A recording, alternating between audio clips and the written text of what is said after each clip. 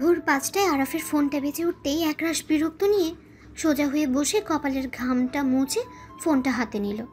ফোনের স্ক্রিনে তাকিয়ে রবিনের নাম্বারটা দেখে ভ্রুকুচকে নিজের রাগ নিয়ে ফোন রিসিভ করে দাঁতের দাঁত চেপে হাঁপাতে হাঁপাতে বলল, ওই শালা, তোর খেয়ে দেওয়ার কোনো কাজ নেই? এই অসময় ফোন করেছিস কেন? হ্যাঁ, চোখে ঘুম নেই নাকি বিড়ালে হিসু করে দিয়েছে? রবিন থতমত খেয়ে বলল, দোস্ত, এমন চটে গেছিস কেন? আর তুই এই ভোরবেলায় হাঁপাচ্ছিস কেন বলতো? এই, তুই কোথায় বলতো? কি করছিলি এতক্ষণ? কোনো মেয়েটের সাথে আছে নাকি? দোস্ত, কোন মেয়ের সাথে? আরাফ রেগে মেগে বলল, শালা উষ্টা মেরে নাকের নকশা বদলে দেব। সারাদিন কাজের ব্যস্ততায় ব্যায়াম করার খুব একটা সময় পাওয়া যায় না। এখান থেকে ওইখানে দৌড়াদৌড়ির করেই কেটে যায় দিন আমার। তাই ভোর সকালেই একটু বুক ডাউন দিচ্ছিলাম। আর শালা তুই তো আমাকে ক্যারেক্টার লেসই ভেবে নিলি।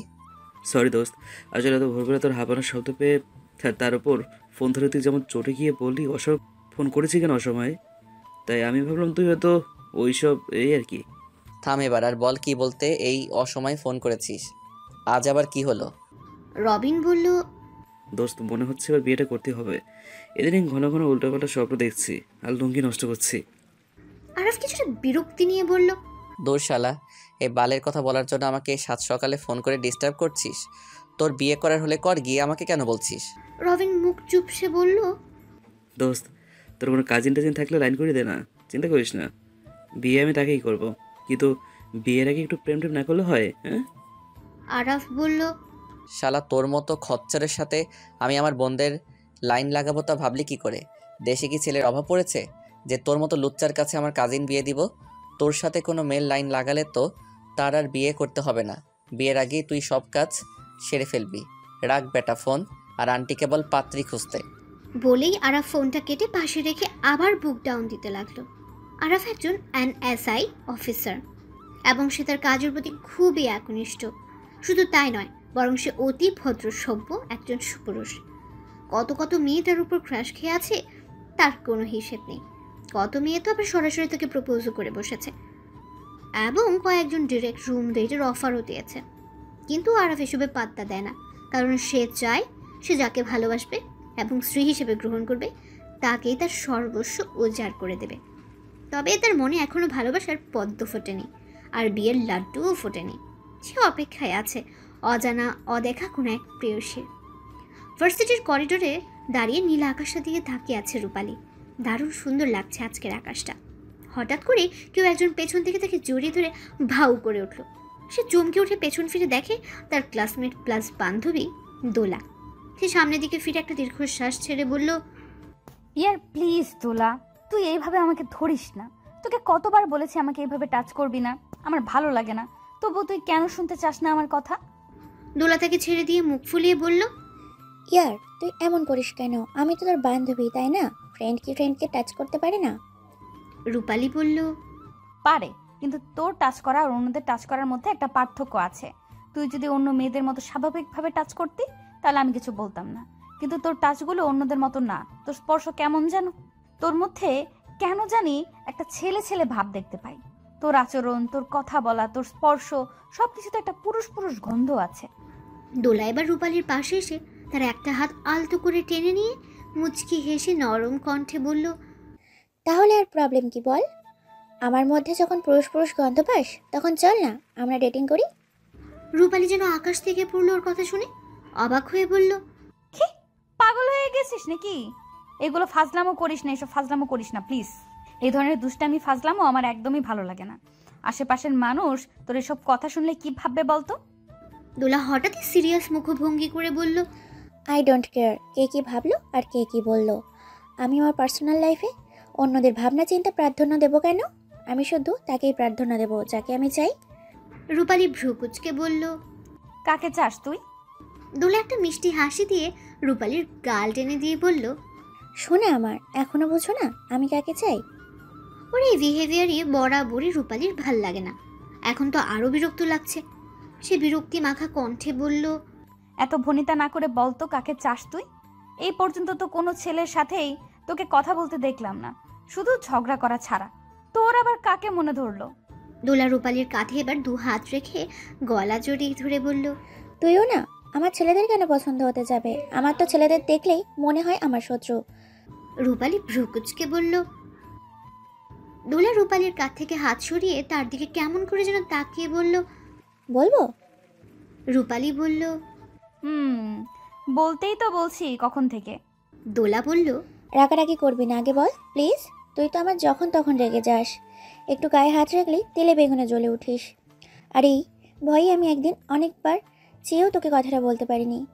প্লিজ তুই আগে প্রমিস কর আমার কথা শুনে আবার সিন ক্রিয়েট করবি না কোনো রকম। রূপালী কিছুতেই বুঝতে পারছে না ও কি কথা বলবে, আর সেই কথার সাথে তার সিন ক্রিয়েট করার কি সম্পর্ক। তবুও কৌতূহল দমিয়ে না রাখতে পেরে সে বলল। ঠিক আছে বল, সিনক্রেট করব না আমি। দোলা বলল। পাক্কা? রূপালী বলল। পাক্কা, এবার বল। দোলা চারদিকে একবার চোখ বুলিয়ে নিয়ে রূপালীর হাত ধরে বলল। এখানে বলবো না, চল আমরা মেসে চল, সেখানেই তোকে সব খুলে বলবো আজ। রূপালী অবাক হয়ে বলল। ওমা সে কি, মেসে কেন যেতে হবে? ওখানেই বল, এখানেই বল, তাছাড়া আমাদের তো ক্লাস আছে। দোলা অস্থির হয়ে বলল। আরে আজ আর ক্লাস করতে হবে না, তুই চল, তোকে সব পড়া আমি পরে সংগ্রহ করে দিব। দাঁড়া, তোর ব্যাগটা আমি নিয়ে আসি। বলেই সে দৌড় লাগালো ক্লাসের দিকে, আর রূপালী ভ্যাবলা কান্তের মতো তাকিয়ে রইল দোলার যাওয়ার দিকে। রূপালীকে এক প্রকার জোর করেই নিয়ে ম্যাসে গেল দোলা। দোলার ম্যাস ভার্সিটির কাছে, সব মেয়েরা ভার্সিটিতে থাকায় আপাতত ম্যাস একদমই খালি, শুধুমাত্র দোলা আর রূপালী এখন ম্যাসে উপস্থিত। দোলাও রুমের তালাটা খুলে রূপালীর হাত ধরে ঘরে ঢুকলো। রূপালী তার হাতটা দোলার থেকে ছাড়িয়ে নিয়ে ও রুমের চারদিকে তাকিয়ে দেখতে লাগলো। রুমটা ছোটোখাটো হলেও মোটামুটি গোছানো সব কিছু। রূপালী দোলার রুমটা দেখায় ব্যস্ত। এরই মধ্যে দোলা রুমের দরজাটা লক করে দিয়েছে ভেতর থেকে। রূপালী পেছন ফিরে দোলার দিকে তাকাতে চমকে গেল। দোলা তার পরনের শার্টটা খুলে ফেলেছে, আর শরীরে শুধু পাতলা একটা শর্ট টপস আছে, যেটা পরা থাকলেও যা আর না পরা থাকলেও তা। রূপালী দ্রুত দোলার থেকে চোখ সরিয়ে নিয়ে বলল। এসব কি দোলা, তুই শার্ট কেন খুলেছিস? গরম লাগলে তুই পাখা অন কর, তা না করে তুই আমার সামনেই শার্ট খুলে ফেলবি? দোলা হঠাৎই রূপালীকে হ্যাচকাট টানে নিজের দিকে ফিরিয়ে অস্থির ভঙ্গিতে রূপালীর কাজ ঝাঁকিয়ে বলতে লাগলো। ইয়ার তুই এমন কেন বলতো? তুই এখনো বুঝতে পারছিস না আমি কেন তোর সামনে শার্ট খুলছি আর কেন তোকে এইভাবে মেসে নিয়ে এসেছি? রূপালী চোখ গোল গোল করে তাকিয়ে বলল। মানে তুই তো বলেছিলি তুই কি সব বলবি, তাই আমাকে এখানে নিয়ে এলি। এখন তুই এসে শার্ট টার্ট খুলে কি করছিস তুই? দেখ, যা বলার জন্য নিয়ে এসেছিস তা বলার হলে বল, নয়তো আমি গেলাম। দেখি সর। বলে রূপালী ওর পাশ কাটিয়ে দরজার দিকে এগোতে নিলেই দোলা তার হাতটা টেনে ধরে বলল। তুই চাইলেও এখন যেতে পারবি না, আগে আমার কথা শোন, তারপর যাওয়ার চিন্তা করিস। রূপালীর কাছে দোলার হাবভাব কিছুই ভালো ঠেকছে না। কেন যে এই মেয়ের সাথে এখানে আসতে গেল সে, এটাই ভাবছে এখন। রূপালী দোলার দিকে সন্ধি হানচোকে তাকিয়ে বলল। মানে? দোলার টেনে নিয়ে রূপালীকে বিছানায় বসিয়ে দিয়ে রূপালীর সামনে হাঁটু গেড়ে বসে পড়ল। তারপর কান্না জড়ানো কণ্ঠে বলে উঠল। ইয়ার আই লাভ ইউ। আমি অনেক দিন ধরে তোকে বলতে চাচ্ছিলাম, আকারে ইঙ্গিতে অনেকবার বোঝাতে চেয়েছি, কিন্তু তুই বুঝিসনি। আজ যখন সুযোগ পেলাম তাই আজ আর তোকে হাতছাড়া করতে চাইলাম না সুযোগটা। ইয়ার আমি তোকে খুব খুব ভালোবেসে ফেলেছি রে, প্লিজ তুই আমার হয়ে যা। আমি জানি একটা মেয়ে তুই, আমিও একটা মেয়ে, কিন্তু বিশ্বাস কর আমি তোকে এই সুখ দেবো যেটা কোনো ছেলেও দিতে পারবে না। তুই বিশ্বাস না করলে জাস্ট একবার আমার সাথে থেকে দেখ আমি তোকে কতটুকু সুখ দিতে পারি। প্লিজ ইয়ার তুই আমার একটা চান্স অন্তত দে আমায়। ওর কথাগুলো শুনে রূপালীর রাগে ঘৃণায় গা জ্বলতে লাগলো।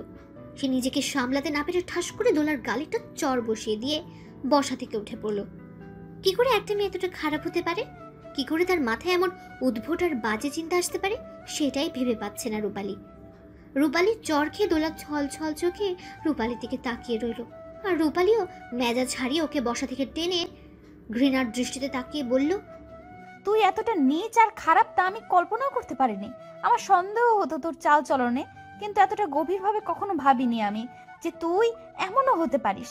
এরকম জানলে আমি কখনোই তোর সাথে মিশতাম না। কি করে এসব কথা তোর মুখ দিয়ে এলো রে?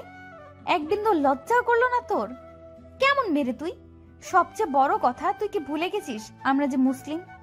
আমাদের ধর্মে সমকামিতা হারাম, এটা কি তুই জানিস না? জানিস না এই একটা কারণে লূত আলাইহিস সালামের যুগে কত বড় এক গজব দিয়েছিল আল্লাহ তাআলা। একজন মুসলিমের সন্তান হয়ে, নিজে একজন মুসলিম হয়ে কি করে তুই এই ধরনের চিন্তা ভাবনা মাথায় আনতে পারিস? আমার না নিজের প্রতি এখন ঘৃণা হচ্ছে, এতদিন তোর মতো একটা মেয়ের সাথে মেশার কারণে আর তোকে ফ্রেন্ড ভাবার কারণে। আজ থেকে তুই আর কখনোই আমার আশেপাশে আসবি না। আজ থেকে তুই আমাকে চিনবি না, আর আমিও তোকে চিনবো না। ঠিক এইভাবে চলাফেরা করবি, হাই হ্যালো করবি না কখনো আমার সাথে। দেখি সর, আমি বের হব। বলে দোলার পাশ কেটে যেতে নিলে দোলা আবার রূপালীর হাত টেনে ধরে হাউ মাউ করে কেঁদে উঠল আর বলতে লাগলো, প্লিজ ইয়ার, তুই আমাকে ছেড়ে যাস না। আমি জানি ইসলামে এইসব হারাম, কিন্তু আমি তোকে ভালোবাসি। বল, আমি কি করে নিজের মনকে বোঝাবো? আমার মন তো শুধু তোকেই চাই। প্লিজ একটু বোঝার চেষ্টা কর। তাছাড়া তুই তো জানিসই everything is fair in love. তারপরও কেন এমন করছিস?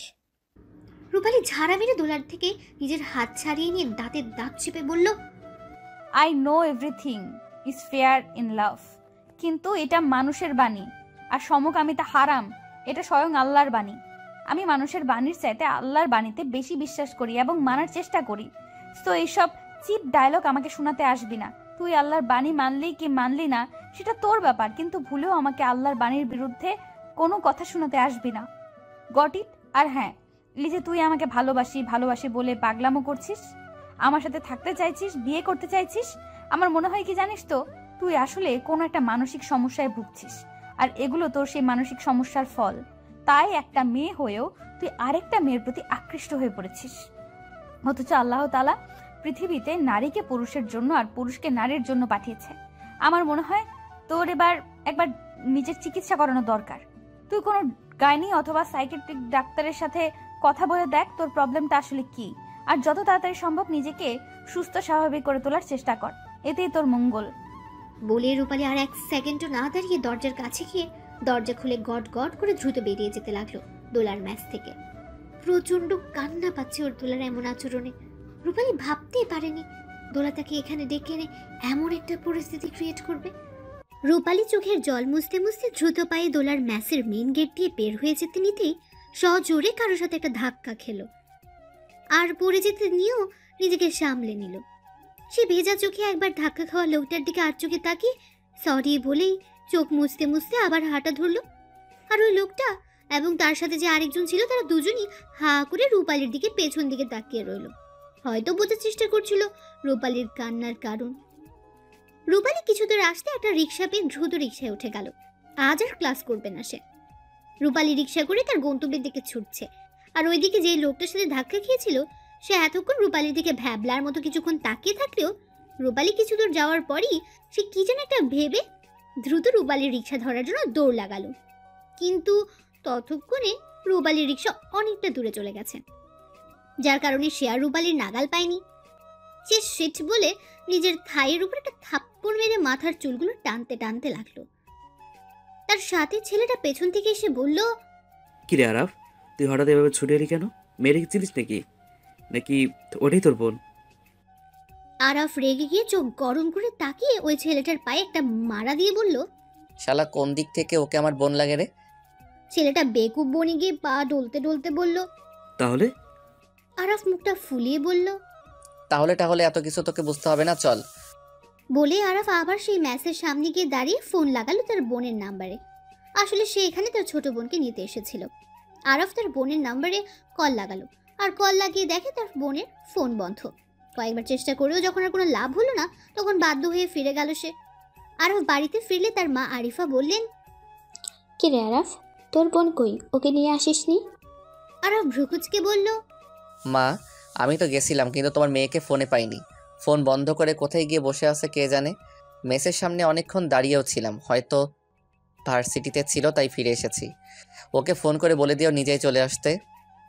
ও তো আর ছোট বাচ্চা নয় যে সাথে করে নিয়ে আসতে হবে, অন্য সময় তো একাই চলে আসে। আরিফা বেগম মুচকি হেসে বললেন, আচ্ছা ঠিক আছে, যা ফ্রেশ হয়ে আয়। আর শোন, আজ বিকেলে কিন্তু এক জায়গায় যেতে হবে তোর আমার সাথে। আরাফ বলল। কোথায়? আরিফা বেগম বললেন, গেলেই দেখতে পাবি। আরাফ বলল, আচ্ছা ওকে, কিন্তু তোমার মেয়ে তো এলো না, তাকে ছাড়াই যাবে নাকি? আরিফা বেগম বললেন, সে না আসতে পারলে কি আর করব, তাকে ছাড়াই যাব। আরাফ ওকে বলে চলে গেল নিজের রুমে। অনেকদিন পর বাড়ি ফিরেছে সে। আরাফদের বাড়ি ঢাকা থেকে খুব বেশি দূরে না, কিন্তু তবুও প্রতিদিন ভার্সিটিতে যাতায়াতের সমস্যা হবে ভেবে আরাফ তার বোনকে ভার্সিটির কাছাকাছি মেস বা হোটেলে থাকতে পারমিশন দিয়েছে। কিন্তু হোস্টেলের সিট খালি না থাকায় এবং হোস্টেলের জীবনে খুব বেশি বাধা নিষেধ থাকায় তার বোন নিজে থেকে তার কয়েকজন বান্ধবীর সাথে মেসে ওঠে। আরাফ শাওয়ার নিচ্ছে আর বারবার সে অচেনা মেয়েটার কান্না ভেজে চোখ দুটো মনে করছে। তার মন বেশ উতলা হয়ে উঠেছে। ওর মন বারবার একটা কথায় আওড়াচ্ছে, কেন মেয়েটা ওইভাবে কাঁদছিল। আরাফের হঠাৎ মনে পড়লো মেয়েটি তো তার বোনের ম্যাসের ভেতর থেকে বের হয়েছিল, তার মানে ওই মেয়েটিও হয়তো ওই ম্যাসেই থাকে। তাই সে একটা মুচকি হেসে ভাবলো আবার সে ওই ম্যাসের সামনে যাবে ওই মেয়েটির খোঁজ করার জন্য, আর ওর বোনকেও মেয়েটির সম্পর্কে জিজ্ঞেস করবে। সে হয়তো ওর বোনও ওকে এই ব্যাপারে সাহায্য করতে পারবে। এই ভেবেই তার চোখ মুখ খুশিতে উজ্জ্বল হয়ে উঠল। বাড়িতে ফিরে একটা লম্বা শাওয়ার নিয়ে না খেয়ে ঘুম দিয়েছে রূপালী। খুব মাথা ধরেছিল কান্নার ফলে। হঠাৎ তার মা এসে ডাকতে লাগলো। রূপালী কোনো রকমে চোখ খুলে তার মায়ের দিকে তাকিয়ে ঘুম ঝরানো কণ্ঠে বলল। তার মা মিষ্টি হেসে মাথায় হাত বুলিয়ে দিয়ে বললেন, উঠে পড় তাড়াতাড়ি, তোর এক আন্টি এসেছে, ফ্রেশ হয়ে নিচে গিয়ে দেখা করে আয় তার সাথে। রূপালী ভ্রুকুচকে বলল, কোন আন্টি? রূপালীর মা বললেন, তুই চিনবি না, আগে কখনো দেখিসনি তাকে। ফ্রেশ হয়ে আয়, আমি তোকে পরিচয় করিয়ে দিব। তোর কথা বারবার জিজ্ঞেস করছে, তাই তোকে ডাকতে এলাম। রূপালী ঘড়ির দিকে তাকিয়ে দেখে বেলা 4:30 বাজে। সে তার মাকে বলল, ঠিক আছে যাও, আমিও ফ্রেশ হয়ে আসছি। রূপালীর মা বললেন, ঠিক আছে, আর শোন, চুল টুল আঁচড়ে সুন্দর করে ওড়নাটা গায়ে দিয়ে আসিস। বুঝিসই তো মেহমানদের সামনে কিভাবে যেতে হয়। আয় তুই। বলে রূপালীর মা রুম থেকে বেরিয়ে গেলেন। রূপালী আর কিছু না ভেবে চলে গেল ফ্রেশ হতে। ফ্রেশ হয়ে এসে মায়ের কথা মতো চুল আঁচড়ে ওড়না ঠিক করে নিচে গেল সে। ঘুমানোর কারণে চোখ মুখ কিছুটা ফুলে আছে, আর দুপুরে না খাওয়ার কারণে এখন একটু খিদে পাচ্ছে তার, যার কারণে শরীরটা কেমন যেন দুর্বল দুর্বল লাগছে। সিঁড়ির রেলিং ধরে নিচে নেমে এলো। ড্রয়িং রুমে এসে দেখে একজন মহিলা বসে কথা বলছে তার মায়ের সাথে, আর একজন যুবক অন্য একটা সিঙ্গেল সোফায় বসে ফোন চালাচ্ছে। যুবকটি আর কেউ নয়, বরং আরাফ। সে তার মায়ের সাথে রূপালীদের বাড়িতে এসেছে। রূপালীর আরাফকে দেখে তাকে কোথায় যেন দেখেছে মনে হচ্ছে, কিন্তু খেয়াল পড়ছে না তার। তাই মাথায় আর প্রেশার না দিয়ে তার মায়ের কাছে গিয়ে সামনে থাকা মহিলাটির মানে আরাফের মায়ের উদ্দেশ্যে সালাম দিল। আরিফা মিষ্টি হেসে রূপালীর সালামের জবাব দিল। এরই মধ্যে আরাফও ফোন থেকে মুখ তুলে একবার রূপালীর দিকে তাকিয়ে আবার ফোন স্ক্রল করতে লাগলো। কিছুক্ষণের মধ্যেই কি যেন ভেবে আরাফ ভ্রুকুচকে দ্রুত আবার রূপালীর দিকে তাকালো, আর তারপরই সে হা হয়ে গেল। রূপালী তার দিকে সরাসরি না তাকালেও সামনাসামনি থাকায় বুঝতে পারছিল বেশ আরাফের এক্সপ্রেশন। যাই হোক, রূপালীর মা আরাফের মাকে বললেন, আপা, এটা আমার মেয়ে রূপালী। আরিফা মিষ্টি হেসে রূপালীকে তার কাছে ডেকে বললেন, এখানে আসো মা, আমার পাশে এসে বসো। রূপালী ভদ্রতার খাতিরে মুচকি হেসে গিয়ে আরিফার পাশে বসলো। আরিফা রূপালীর একটা হাত টেনে নিয়ে নিজের হাতের মুঠোয় আবদ্ধ করে নিল। তারপর রূপালীর দিকে তাকিয়ে বলল, কোন ক্লাসে পড়ো মা? রূপালী মুচকি হেসে বলল, জি অনার্স ফাইনাল দেব, দোয়া করবেন আন্টি। আরিফা মিষ্টি হেসে বলল, অবশ্যই অবশ্যই। তার বলতে, তুমি জানো আমার মেয়েও তোমার মতোই অনার্স ফাইনাল দেবে। আজ তো নিয়ে আসতে চেয়েছিলাম মেয়েটাকে, কিন্তু ওর মেস থেকে আসতে পারেনি, তাই আর নিয়ে আসতে পারলাম না। তা তুমি কোন ভার্সিটিতে যেন পড়ো? রূপালী বলল, জি জগন্নাথ বিশ্ববিদ্যালয়ে। আরিফা উত্তেজিত হয়ে বলল, ও মা, সে কি? আমার মেয়েও তো ওইখানেই পড়ে। বাহ, তাহলে তো বেশ ভালো হয়। আমার মেয়েকে দেখলে হয়তো তুমি চিনতে পারবে। আমার মেয়ে পরিসংখ্যায় নিয়ে পড়ছে। ওহো, তোমাকে তো আমার ছেলের সাথে পরিচয় করিয়ে দেইনি। ওই যে, ও হচ্ছে আমার একমাত্র ছেলে আরাফ মাহমুদ। ও এনসিআইতে জব করছে। রূপালী আরিফার কথায় মৃদু হেসে আর চোখে একবার আরাফের দিকে তাকালো। বুঝতে পারলো আরাফও আর চোখে বারবার রূপালীর দিকে তাকাচ্ছে। আরিফা আরাফের দিকে তাকিয়ে বলল, এই আরাফ, তুই এত চুপচাপ বসে আছিস কেন? রূপালীর সাথে পরিচয় হ। আরিফার কথায় রূপালী আর আরাফ দুজনেই দুজনের দিকে তাকালো। আরাফ সৌজন্য হাসি দিয়ে রূপালীর উদ্দেশ্যে বলল, হাই। রূপালীও মৃদু হেসে হ্যালো বলে মাথা নিচু করে নিল। বুঝতে পারছে না সে হঠাৎ করে কোথা থেকে এই আন্টির আবির্ভাব ঘটলো, আর নিজের ছেলেকেও সাথে করে কেন নিয়ে এলো তার এই অচেনা আন্টি। কেমন যেন রহস্য রহস্য গন্ধ পাচ্ছে সে। রহস্যের জট খুলে গেল যখন আরাফের মা তার মায়ের উদ্দেশ্যে বলে উঠল, আপা, আমার কিন্তু আপনার মেয়েকে বেশ পছন্দ হয়েছে। এবার বলুন, আমার ছেলেকে আপনার পছন্দ তো? মেয়েকে আমার ছেলের হাতে তুলে দিতে কোনো আপত্তি নেই তো আপনার? আরাফের মায়ের কথা শুনে রূপালী যেন আকাশ থেকে পড়ল। সে বড় বড় চোখ করে একবার আরিফার দিকে তাকাচ্ছে, তো আরেকবার তার মায়ের দিকে। ওইদিকে আরাফও যে বেশ বড়সড় একটা শখ খেয়েছে সেটাও বোঝা যাচ্ছে তার মুখের এক্সপ্রেশন দেখে। রূপালীর মা কিছু বলে ওঠার আগে আরাফ তার মায়ের উদ্দেশ্যে বলে উঠল। কিসব বলছো তুমি মা? আরিফা মুচকি হেসে বললেন, তোর বিয়ের কথা বলছি। এমনিতে তো বিয়ের জন্য পাত্রী দেখতে আসতে জানলে তুই আসতে চাইতি না, তাই না জানিয়ে নিয়ে এসেছি তোকে। দেখ, আমার কিন্তু রূপালীকে বেশ পছন্দ হয়েছে, কিন্তু আমার পছন্দ তো সব নয়। তোরও যদি দুজন দুজনকে পছন্দ করিস আর রূপালীর মা বাবাও যদি কোনো আপত্তি না থাকে, তাহলে আমি এগোবো। কি বলেন আপা? রূপালীর মা আরিফার কথায় সম্মতি জানিয়ে বলল, হ্যাঁ আপা, আমারও একই কথা। আরাফের মতো ছেলের কাছে মেয়ে দেওয়ার ক্ষেত্রে আপত্তি থাকার কোনো কথাই নেই। আরাফের সম্পর্কে আমি আর রূপালীর বাবা আগে থেকেই জেনেছি, আর আজও সরাসরি দেখাও হয়ে গেল। যদিও রূপালীর বাবার সাথে এখনও দেখাটা হয়নি আরাফের, তাতেই সমস্যা নেই। আমি যেখানে হ্যাঁ বলবো রূপালীর বাবা সেখানে অমত করবে না। এখন কথা হলো ছেলে আর মেয়ে দুজন দুজনকে পছন্দ করলো কি না।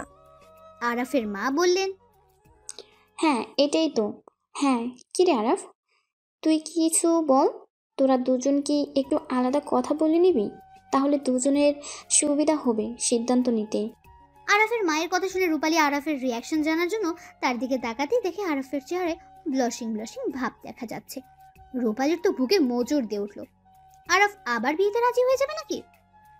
তো ওইদিকে এর মধ্যে আরাফ রূপালীর দিকে তাকিয়ে ঠোঁটের কোণে হাসি ঝুলিয়ে তার মায়ের উদ্দেশ্যে বলে উঠল, তোমার যা ইচ্ছে মা, আমার কোনো আপত্তি নেই। এখন শুধু ওনার মতামতটা জেনে নিলেই হয়। রূপালী তো অবাকের চরম সীমায় পৌঁছে গেছে। সে ভাবছে এটা কেমন মানুষ, মাত্র কিছুক্ষণ আগে তাকে দেখলো আর এরই মধ্যে বিয়ে করতেও রাজি হয়ে গেল। কিন্তু তাতে কি, আরাফ রাজি হলেই তো হবে না, রূপালী কিছুতেই রাজি হবে না। রূপালী এখনো পড়াশোনা শেষ করেনি, সে আগে পড়াশোনা কমপ্লিট করবে, তারপর চাকরি বাকরি করবে। এত তাড়াতাড়ি বিয়ে কেন করবে? তাই সে তার মাকে বলে বসলো, মা, আমার তোমার সাথে কিছু কথা আছে, প্লিজ একটু আমার রুমে আসবে? রূপালীর এমন কথা শুনে তার মায়ের সাথে সাথে আরাফ এবং তার মাও ভ্যাবা চেকা খেয়ে গেল। রূপালীর মা বুঝে গেছে রূপালী কেন তাকে রূপালীর ঘরে যেতে বলছে। সেটা কিন্তু আরাফ এবং তার মায়ের মনে কি চলছে কে জানে। তারাও কিছু আজ করতে পেরেছে। রূপালীর মা কৃত্রিম হাসি আরাফের মায়ের দিকে তাকিয়ে বলল, আসলে ও এখানে খুব লজ্জা পাচ্ছে, তো তাই আপনাদের সামনে হয়তো কিছু বলতে চাচ্ছে না। আমি একটু কথা বলে আসি ওর সাথে। আরাফের মাও কোনো রকম ঠোঁটের কোণে হাসি ফুটিয়ে বলে উঠল, ঠিক আছে, যান, কোনো প্রবলেম নেই। আরাফের মায়ের কথা শেষ হতে রূপালী উঠে নিচের ঘরে যাওয়ার জন্য পা বাড়ালো। আর যাওয়ার সময় খেয়াল করলো কেন যেন এই কিছুক্ষণের মধ্যে আরাফের উজ্জ্বল চেহারাটা অমাবস্যার আধারের মতো কালো হয়ে এসেছে, আর সেই সাথে যোগ হয়েছে কোনো একটা ভয়। রূপালী ঘরে ঢুকতেই তার মা এসে ঘরে ঢুকলো তাড়াহুড়ো করে, এসে বলতে লাগলো, কি রে, কি বলবি বল? এখানে ডেকে আনলি কেন এইভাবে ওদের সামনে দিয়ে? রূপালীর কিছুটা রেগে গিয়ে বলল, এসব কি মা? কোন আন্টি এসেছে বলে তুমি আমাকে পাত্রপক্ষের সামনে নিয়ে গিয়ে বসিয়ে দিলে? অদ্ভুত তো। আর আমি কতবার তোমাকে বলেছি আমি পড়াশোনা শেষ না করে নিজে স্বাবলম্বী না হয়ে বিয়ে করব না, তবুও কেন পাত্রপক্ষের সামনে নিয়ে গেলে আমায়? হ্যাঁ, আর নিয়েছো তো নিয়েছো, একেবারে বিয়ে শাদীর কথাতেও চলে গেছো। রূপালীর মা মেয়ের মাথায় হাত বুলিয়ে দিয়ে বললেন, দেখ মা, এত রাগ করিস না। বিয়ে তো একদিন না একদিন করবি, তাই না? তাহলে এখন সমস্যাটা কোথায়? তাছাড়া ওরা তোকে পড়াশোনা করতে নিষেধ করবে না। ওদের বাড়িতেও মেয়ে আছে যে তোর ভার্সিটিতেই পড়ে। বিয়ের পর তুই তোর ননদের সাথেই একসাথে ভার্সিটিতে যেতে পারবি, আর পড়াশোনা শেষ হলে চাকরি করতে চাইলে সেটাও পারবি, কারণ ওরাও তো শিক্ষিত পরিবারেরই মানুষ। ছেলেটাও তো কত শিক্ষিত আর কত বড় একটা জব করে। এনএসআইতে জব করার কি চারটিখানি কথা বল? এমন একটা ছেলে কি হাতছাড়া করা উচিত হবে বল? আর ছেলে দেখতে শুনতেও মাশাআল্লাহ, তারপরও তোর আপত্তি থাকার তো কোনো কারণই দেখতে পাচ্ছি না। রূপালী একটা দীর্ঘশ্বাস ছেড়ে বলল, কিন্তু মা, আমি এখনই বিয়ে শাদীর জন্য প্রস্তুত নই। রূপালীর মা অবাক হয়ে বললেন, বিয়ে কি এখনই হয়ে যাচ্ছে নাকি? এই তো সবে কথাবার্তা শুরু হলো। আলাপ আলোচনা করতে করতেও তো কত দিন কেটে যাবে, তারপর বিয়ে শাদির আয়োজন করতে করতেও তো কতদিন, কম করে হলেও তো 10-15 দিন পর সময় পাবি। এর মধ্যে নিজেকে প্রস্তুত করে নে। তোরা তো তাও এখনকার যুগের ছেলেমেয়েরা কত সুযোগ সুবিধা পাচ্ছিস, পাত্র পছন্দ করা, বিয়ের আগে সময় পাওয়া, নিজেকে প্রস্তুত করা, কত কি। অথচ আমাদের সময় তো আমরা জানতেও পারতাম না আগে থেকে কিছু, হঠাৎ করেই একদিনের মধ্যে ধরে বেঁধে বিয়ে দিয়ে দিত। তখন তো আমরা কোনো রকম প্রস্তুতি ছাড়াই বিয়ে করে স্বামীর বাড়িতে চলে আসতে হতো, তারপর 1 বছরের মধ্যে আবারও বাচ্চা কাচ্চার মাও হয়ে যাওয়া হতো। আর এখন তো তোরা এত এত সময় সুযোগ পেয়েও কত নক্তামো করস। রূপালী মায়ের কথার উত্তরে কি বলবে ভেবেই পাচ্ছে না। তার মা এমন সব যুক্তি আর উদাহরণ দিচ্ছে যেগুলোর মার পেছ থেকে বেরই হতে পারছে না সে। তাও শক্ত কণ্ঠে বলে বসলো, আমি এত কিছু বুঝি না মা। আমি এখন বিয়ে করে আমার পড়াশোনার ক্ষতি করতে পারবো না। যতই ওরা এখন বলুক যে বিয়ের পর ওরা আমাকে পড়াশোনা করতে দেবে, চাকরি করতে দেবে, বিয়ের পর তো আমার উপর একটা সাংসারিক দায়িত্ব এসে পড়বেই, তাই না? তখন আমি সংসার সামলাবো নাকি পড়াশোনা করব? তার উপর আবার যদি পড়াশোনার মাঝে বেবি এসে যায় তখন কি করব? হ্যাঁ, কিভাবে এত দিক সামলাবো আমি? রূপালীর মা মিষ্টি হেসে রূপালীর গালে একটা হাত রেখে বললেন, ওরে পাগলি মেয়ে, জানিস না যে রাধে সে চুলেও বাঁধে। দেখবি একবার যখন বিয়েটা হয়ে যাবে তখন নিজে থেকেই সব সামলানো শিখে যাবি। তাছাড়া তুই যদি পড়াশোনার মাঝে বেবি নিতে না চাস তাহলে সেটা তুই তোর স্বামীর সাথে কথা বলে পদ্ধতি অবলম্বন করবি। তুই কি অশিক্ষিত যে এটা নিয়ে চিন্তা করতে হবে? কত কত পদ্ধতি আছে, এটাও জানিস না? মায়ের কথা শুনে লজ্জায় তার কান গরম হয়ে যাওয়ার অবস্থা। তার মা আজ কী সব বলে যাচ্ছে। ওইদিকে আবার দোলার আজকের ওইসব কথাগুলো মনে পড়তে তার বুকটা মোচড় দিয়ে উঠল। না জানি মেয়েটা কখন আবার কি না করে বসে। ওই মেয়ে যার ড্যাসপ্যারেট, তাতে ওর দ্বারা যে কোনো কিছুই সম্ভব। মনে হচ্ছে ওর থেকে বাঁচার জন্য হলেও রূপালীর তাড়াতাড়ি বিয়ে করতেই হবে, নইলে ওই মেয়ে আবার কোন ঝামেলা শুরু করে কে জানে। এদিকে রূপালীর মাকেও কোনোভাবে বোঝাতে পারছে না সে। তার মা একটা না একটা যুক্তি দাঁড় করিয়ে দিচ্ছে তার সামনে, যার কারণে বাধ্য হয়ে সব দিকে চিন্তা ভাবনা করে বলল, ঠিক আছে মা, তোমরা যদি এত করেই চাও যে ওই ছেলেটাকে আমি বিয়ে করি তখন আমিও আর না করব না, কিন্তু আমার একটা শর্ত আছে। খুশিতে রূপালীর মায়ের চোখ মুখ চকচক করে উঠল। সে দ্রুত বলে উঠল, কি শর্ত মা? তুই বল, আমি গিয়ে এক্ষুনি ওদেরকে জানাচ্ছি। তাছাড়া ওরা কখন থেকে নিচে একা একা বসে আছে, আমার যাওয়া উচিত এবার। রূপালী একটা দীর্ঘ শ্বাস ছেড়ে বলল, শর্তটা আমি সরাসরি তাকেই বলতে চাই যার সাথে বিয়েটা দিতে চাইছো। সে যদি শর্তে রাজি থাকে তবেই বিয়েটা হবে, আদারওয়াইজ আমি তোমাদের ইচ্ছা পূরণ করতে পারবো না। রূপালীর মা এবার কিছুটা চিন্তিত হয়ে পড়লেন। সে চিন্তিত ভঙ্গিতেই বললেন, ঠিক আছে, তাহলে আরাফকে বরং গিয়ে পাঠাচ্ছি আমি তোর রুমে। তোর যা বলার আছে জেনে নিস, কিন্তু ছেলেটার সাথে আবার কোনো প্রকার রাগ ঝাল দেখাতে যাস না যেন। এ কিন্তু যে সে ছেলে নয়, NSI এর একজন অফিসার, তাই উল্টাপাল্টা ব্যবহার করিস না মা, ভদ্রভাবে কথা বলিস। রূপালী একটা দীর্ঘ শ্বাস ছেড়ে নরম গলায় বলল, ঠিক আছে, ভদ্রভাবেই কথা বলবো। তুমি যাও, গিয়ে ওনাকে পাঠাও। রূপালীর মা মাথা নেড়ে দ্রুত পায়ে বেরিয়ে গেল ঘর থেকে। রূপালী চুপচাপ গিয়ে খাটের এক কোণে পা ঝুলিয়ে বসলো আর ভাবতে লাগলো কিভাবে আরাফের সাথে কথা বলবে। অনেকটা নার্ভাসনেস কাজ করছে তার মধ্যে। কিভাবে কথা শুরু করবে, কি দিয়ে কথা শুরু করবে তাই ভেবে পাচ্ছে না সে। বেশ কিছুক্ষণের মাথায় তার ঘরের দরজায় টোকা পড়তেই সে পেছন ফিরে দরজার দিকে তাকিয়ে আরাফকে দেখে দ্রুত উঠে দাঁড়ালো। সৌজন্য হাসি দিয়ে বলল, ভেতরে আসুন। আরাফ মুচকে এসে ঘরে ঢুকে রূপালীর কাছাকাছি এসে দাঁড়ালো। রূপালী এক পলক আরাফের দিকে তাকিয়ে বলল, প্লিজ বসুন। আরাফ মুচকে এসে মাথা নেড়ে বলল, আপনিও বসুন প্লিজ। বলেই সে খাটের উপর বসে রূপালীর ঘরের চারদিকে চোখ বোলাতে বোলাতে বলল, আন্টি বললো আপনি কিছু বলতে চান আমায়। আপনি নিঃসংকোচে আমাকে বলতে পারেন আপনার যা বলার আছে, আর আমার সম্পর্কে কিছু জানতে চাইলেও জিজ্ঞেস করতে পারেন। বলে আরাফ রূপালীর দিকে তাকিয়ে বলল, এই কি আপনি এখনো দাঁড়িয়ে আছেন কেন? প্লিজ বসুন। আপনি এভাবে দাঁড়িয়ে থাকলে আমার বসতে প্রবলেম হচ্ছে। রূপালী বলল, আমি ঠিক আছি, প্লিজ আপনি বিব্রত হবেন না। আর আমি আসলে আপনাকে যে কথা বলতে ডেকেছি সেগুলো আসলে কথাগুলো কিভাবে বলবো সেটাই ভেবে পাচ্ছি না। প্লিজ আপনি মাইন্ড করবেন না আমার কথাগুলো শুনে। আরাফের মুখে আবারও কেমন যেন একটা চিন্তার ছাপ দেখা গেল।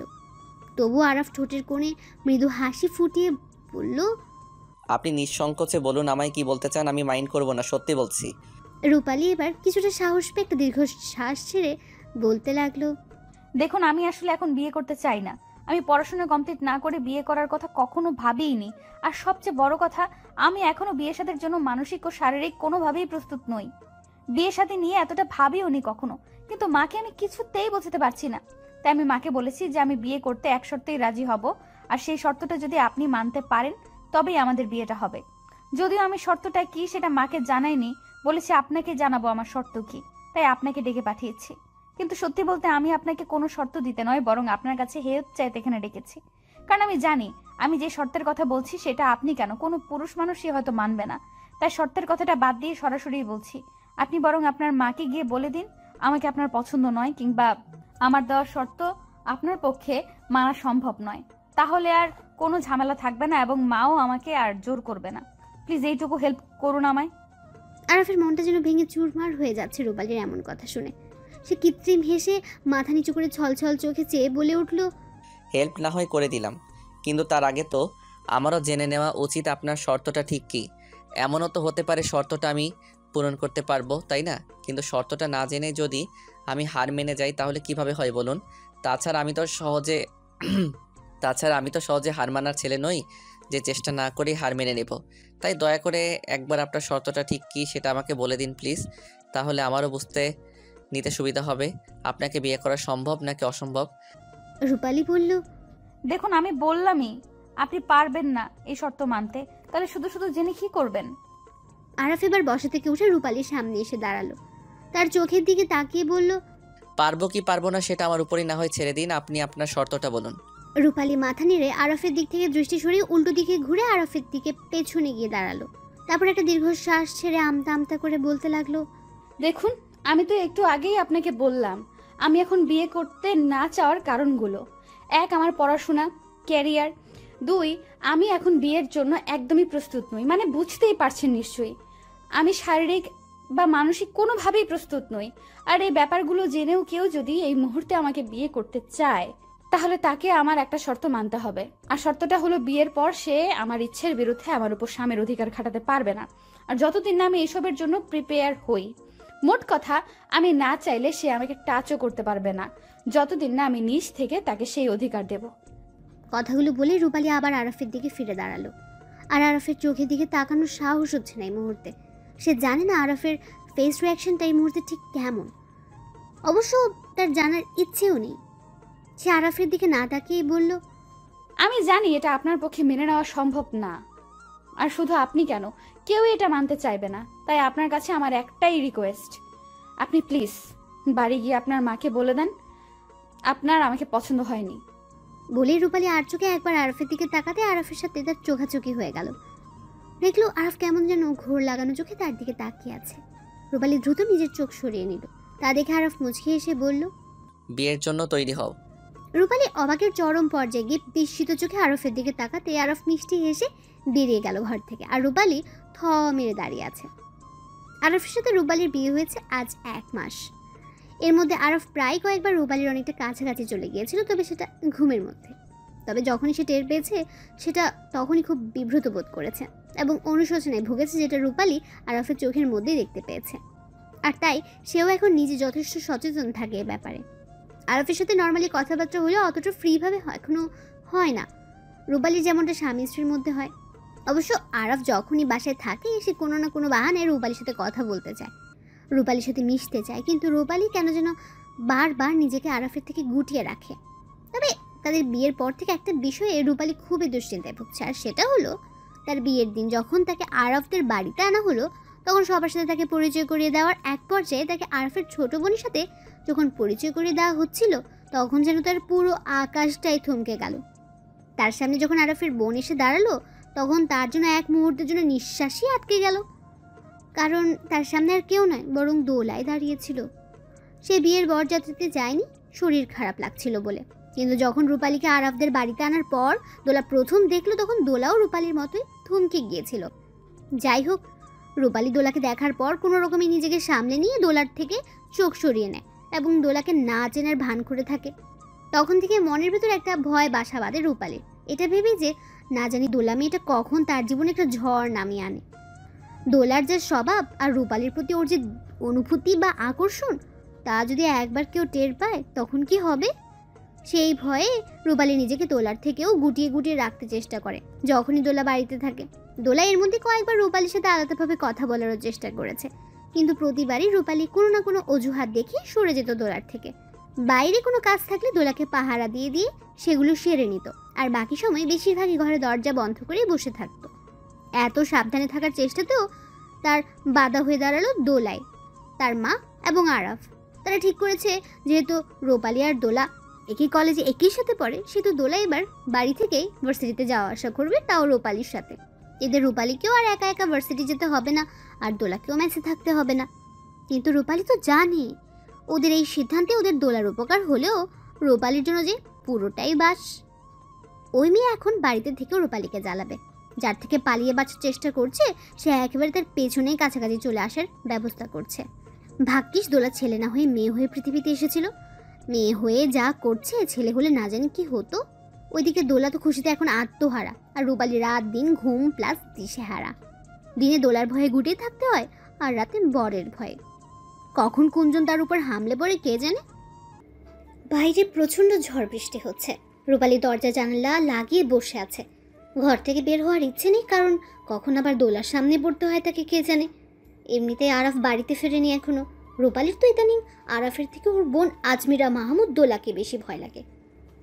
আজ 1-1.5 মাস হয়ে গেছে রূপালীর বিয়ের, কিন্তু এতদিনে আরাফকে যতটা না ভয় পেয়েছে তার চেয়ে বেশি ওর বোনের ভয়ে অস্থির থেকেছে রূপালী। কারণ আরাফ তো সবসময় বাসায় থাকে না, মাঝে মধ্যে দিনের বেলায় বাড়িতে থাকলেও বেশিরভাগ সময় সে রাতে বাড়িতে ফেরে। আর রাতে তো রূপালী ঘাটের মাঝ বরাবর সবসময় ইন্ডিয়া পাকিস্তানের বর্ডার হিসেবে বড় একটা কোল বালিশ রেখে দেয়। যদিও ঘুমের ঘরে আরাফ প্রায় কয়েকবারই সে বর্ডার ক্রস করে তার উপর গিয়ে পড়েছিল, কিন্তু রূপালীও প্রত্যেকবারই অতি বিরক্তির সাথে তাকে ঠেলে দিয়েছে। আর আরাফও টের পেয়ে খুব অস্বস্তির সাথে নিজেকে সামলে নিয়ে সরে পড়েছে। এই কথাগুলো বলার একটাই কারণ, আর সেটা হলো আরাফের এই ধৈর্য আর সহনশীলতার জন্যই রূপালীর আরাফের প্রতি মনের মধ্যে কিছুটা বিশ্বাস আর ভরসা তৈরি হয়েছে। কিন্তু আরাফের যে একটা বোন আছে, ওটাকে রূপালী সেদিনের ম্যাচের ঘটে যাওয়া ঘটনার পর থেকে এক মুহূর্তের জন্যও বিশ্বাস করতে পারছে না। যাই হোক, বাইরে ঝড়ের গতি বাড়ছে মনে হচ্ছে। রূপালীর একা একা ঘরে ভাল লাগছে না, আর বাইরে বের হয়ে কারোর সাথে একটু কথা বলবে সেই উপায়ও নেই। তাই বাধ্য হয়ে একটা বই নিয়ে পড়তে শুরু করলো। 5-6 মিনিটের মাথায় দরজায় কে যেন নক করলো, আর তাতে রূপালীর হার্টবিট বন্ধ হয়ে যাওয়ার উপক্রম হলো। আরাফ নিশ্চয়ই এই ঝড় বৃষ্টির মধ্যে বাড়িতে আসেনি। আরাফের মাও নিশ্চয়ই তার ঘরে। তিনি তো কোনো কারণ ছাড়া বা কাজ ছাড়া রূপালীর ঘরে আসেনও না। তাহলে কি দোলা এলো? কী করবে ভেবেই ঠান্ডার মধ্যেও রূপালীর ঘাম হতে লাগলো। ওইদিকে আবার দরজায় থাবা পড়লো। রূপালী একটা শুকনো ঢোক গিলে বইটা বিছানায় রেখে আস্তে আস্তে দরজার খানিকটা কাছাকাছি গিয়ে কাঁপা কাঁপা গলায় বলল, কে? বাইরে থেকে পুরুষালী কণ্ঠে ভেসে আসলো, আমি। রূপালীর দেহে যেন প্রাণ ফিরে এলো। হ্যাঁ, এটা দোলা নয়, আরাফে এসেছে। রূপালী দ্রুত এগিয়ে গিয়ে দরজাটা খুলে দিতেই দেখে আরাফ হালকা ভিজে যাওয়া চুল আর পোশাকে, হাতে দুটো শপিং ব্যাগ নিয়ে দাঁড়িয়ে আছে, ঠোঁটের কোণে মৃদু হাসি ঝুলিয়ে রেখে। রূপালী দ্রুত দরজা ছেড়ে আরাফকে ভেতরে ঢোকার জন্য জায়গা করে দিল। আরাফ ভেতরে ঢুকে শপিং ব্যাগ দুটো রূপালীর দিকে বাড়িয়ে দিয়ে বলল, এগুলো তোমার। রূপালী হাত বাড়িয়ে ব্যাগগুলো নিয়ে বলল, কি এগুলো? আরাফ মুচকি এসে বলল, তুমি তো বই পড়তে খুব ভালোবাসো, তাই নিয়ে এলাম। এখানে কিছু বই আছে, আশা করি ভালো লাগবে তোমার, অবসর সময় পড়তে পারবে। রূপালী মৃদু হেসে বলল, ধন্যবাদ। এবার চেঞ্জ করে ফ্রেশ হয়ে আসুন, অনেকটা ভিজে গেছেন দেখছি। আমি কি খাবার রেডি করব গিয়ে? এখন খাবেন নাকি পরে? আরাফ মৃদু হেসে বলল, না, আরও পরে খাবো, আমি ফ্রেশ হয়ে আসছি। রূপালী আর কিছু না বলে মাথা নেড়ে চলে গেল বইগুলো নিয়ে পড়ার টেবিলে রাখতে, আর আরাফও একটা টাওয়াল নিয়ে চলে গেল ফ্রেশ হতে। রাত প্রায় 2:30। ঝড় থামার কোনো নামগন্ধ নেই। প্রতি রাতের মতো আজও রূপালী আর আরাফ বিছানার দুই প্রান্তে দুজন শুয়ে আছে, আর মাঝখানে সেই বিখ্যাত ইন্ডিয়া পাকিস্তানের বর্ডার। আজ এই নিয়ে কয়েকবার ঘুম ভেঙেছে রূপালীর, আর তার কারণটা হলো তার অপর পাশের মানুষটার চোখে আজ ঘুম নেই। সেই 11:30টার দিকে লাইট নিভিয়ে শুয়েছে তারা, আর এখন বাজে রাত 2টো। এর মধ্যে যতবারই চোখটা লেগেছে রূপালীর, ততবারই ঘুমটা ভেঙে গেছে পাশের ব্যক্তির নড়াচড়ার ছটফটানির কারণে। বেশ বুঝতে পারছে রূপালী কোনো কারণে ঘুমোতে পারছে না আরাফ, আর এদিকে তার জন্য রূপালীরও ঘুম হচ্ছে না। বাধ্য হয়ে এবার আরাফের দিকে ফিরে বলেই ফেলল রূপালী, আপনার কি শরীর খারাপ লাগছে? এত নড়াচড়া করছেন কেন? আরাফ রূপালীর কথায় চমকে গিয়ে তার দিকে ফিরে তাকালো, তারপর ইতস্তত করে বলল, না মানে আসলে। রূপালী বলল, কিছু লাগবে আপনার নাকি ক্ষুধা পেয়েছে? আরাফ সোজা হয়ে কিছুক্ষণ চুপ করে থেকে নিজের চুলগুলো টানতে লাগলো। ডিম লাইটের আলোতে দেখতে পেল রূপালী আরাফ চোখ দুটো খিচে বন্ধ করে রেখেছে। রূপালী ভাবলো হয়তো তার মাথা ব্যথা করছে, বৃষ্টির পানি পড়ার কারণে হয়তো মাথা ধরেছে। তাই রূপালী বলে উঠল, আপনার কি মাথা ব্যথা করছে? ওষুধ দেবো? রূপালীর কথাটা শেষ হতে আরাফ চোখ খুলে একবার রূপালীর দিকে তাকিয়ে জোরে জোরে কয়েকটা শ্বাস ছাড়লো। তারপর কিছুটা শান্ত স্বরে বলল, একটা কথা বলবো? রূপালী আরাফের এমন প্রশ্নে মাথা নেড়ে বলল, বলুন। আরাফ একটা দীর্ঘশ্বাস ছেড়ে বলে উঠল, দেখো, আমাদের বিয়ের তো প্রায় 1.5 মাস হতে চললো। এবার কি আমরা স্বাভাবিকভাবে সংসার শুরু করতে পারি না? তুমি বলেছিলে তুমি প্রিপেয়ার্ড নও এইসবের জন্য, তাই এতগুলো দিন আমি নিজেকে অনেক কষ্টের সামনে রেখেছি। কিন্তু আর কতদিন বলো? এতগুলো দিনের মধ্যেও কি তুমি প্রিপেয়ার্ড হওনি? আমরা কি এখনও কাছে আসতে পারি না একে অপরের? রূপালী হতবাক হয়ে আরাফের দিকে কিছুক্ষণ তাকিয়ে থেকে বলল, এইসব কি বলছেন আপনি? দেখুন, আমি তো আপনাকে বিয়ের আগেই শর্ত দিয়েছিলাম যে... আরাফ রূপালীর কথা মুখে থাকতে বলে উঠল, হ্যাঁ, তোমার শর্ত মেনেই আমি বিয়ে করেছি, কিন্তু তার মানে কি এই যে তুমি আজীবন এই একটা শর্ত ধরে বসে থাকবে?